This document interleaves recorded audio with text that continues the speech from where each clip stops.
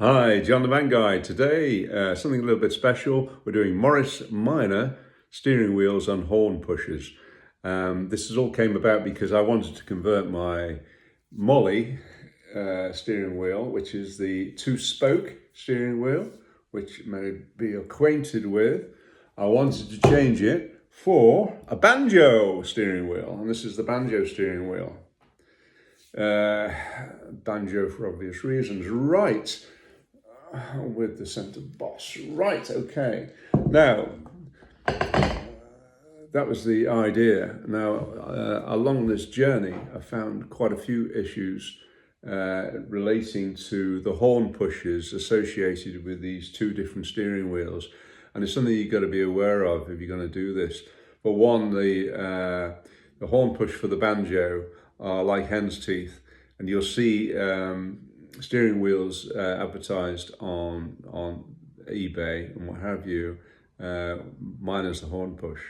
Now just remember that you really will have to get a horn push as well, and they're not that easy to find.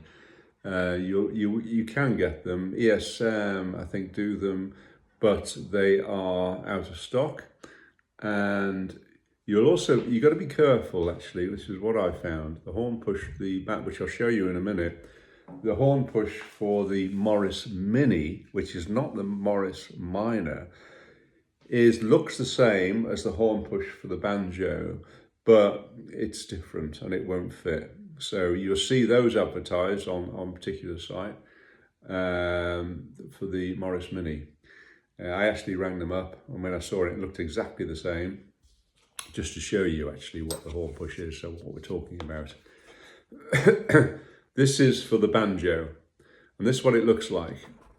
You have a center piece.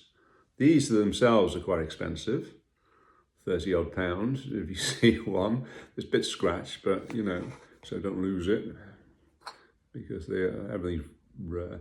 This is the center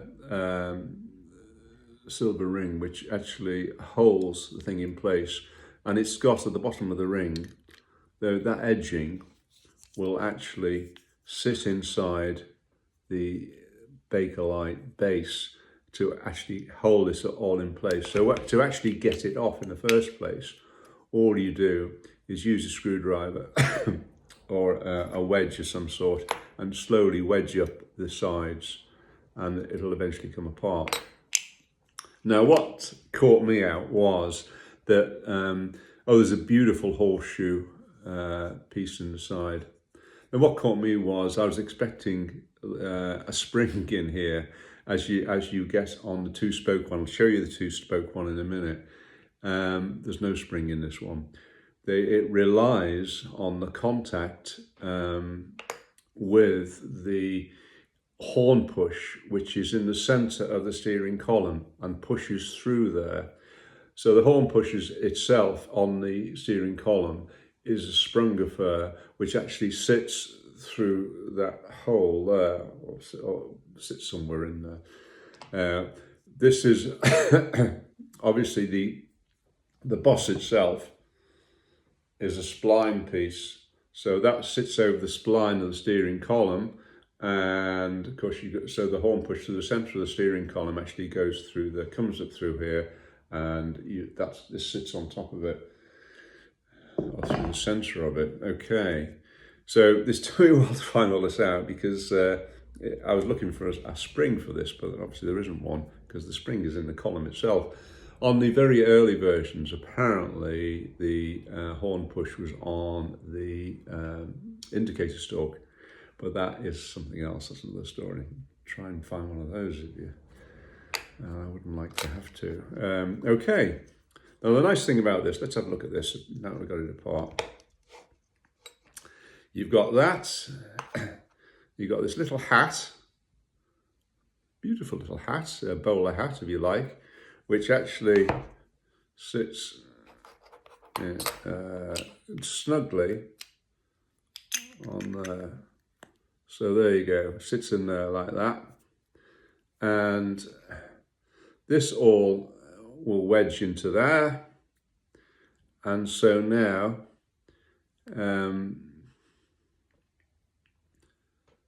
once that's wedged in, so that hat will sit on top of that little copper flange, or little brass flange rather, and you've got a bit of a press here. I've tried it out, so it does work. And the whole thing, so it's held up. Basically, you're relying on the spring in the push-up column.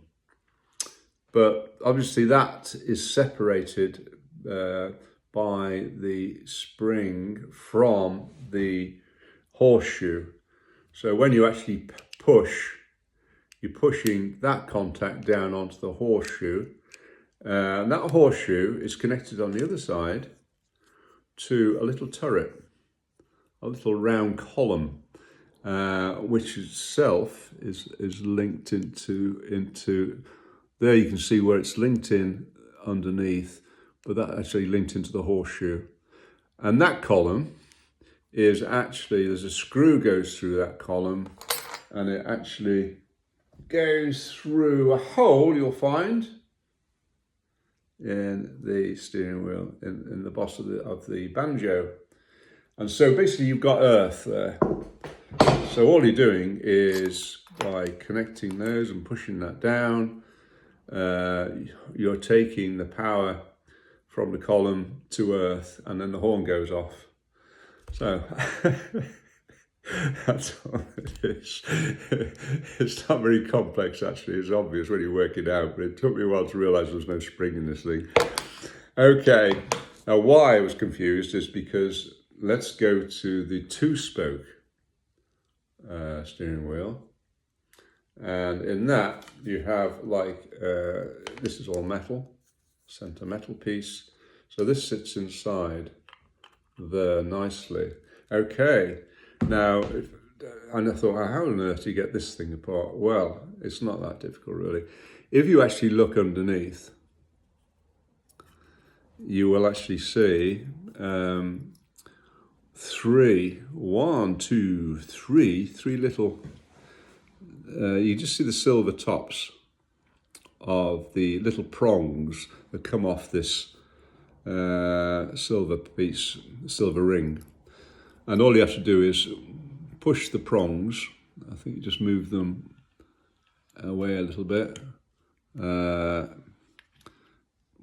push them up, flick them a little bit, and push. And you'll find you'll be able to then wedge up this silver piece, and then the whole thing comes apart. But inside, you got this curly spring, and this curly spring has, coming out from the edge of this, you'll notice, there's this slight, this is the end of the spring, which is a clever design, really, isn't it? See the way it sits out, like a little goalpost.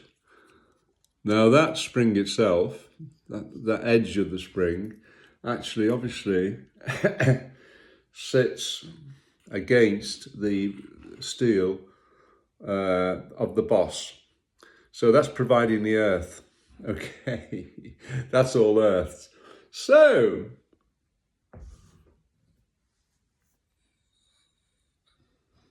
okay. Because, because the top of this, you'll find, is all metal. So the underneath of this little beautiful centerpiece is like a broad metal piece, and this, which the spring pushes against. So it's actually the spring, I suppose, makes the contact and takes it to earth. So when you actually press that down,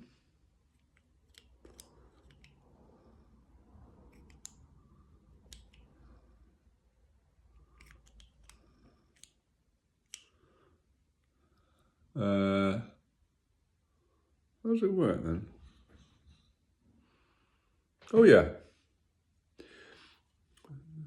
this little brass thing on the inside is there's an exposed piece of metal on the other side of that.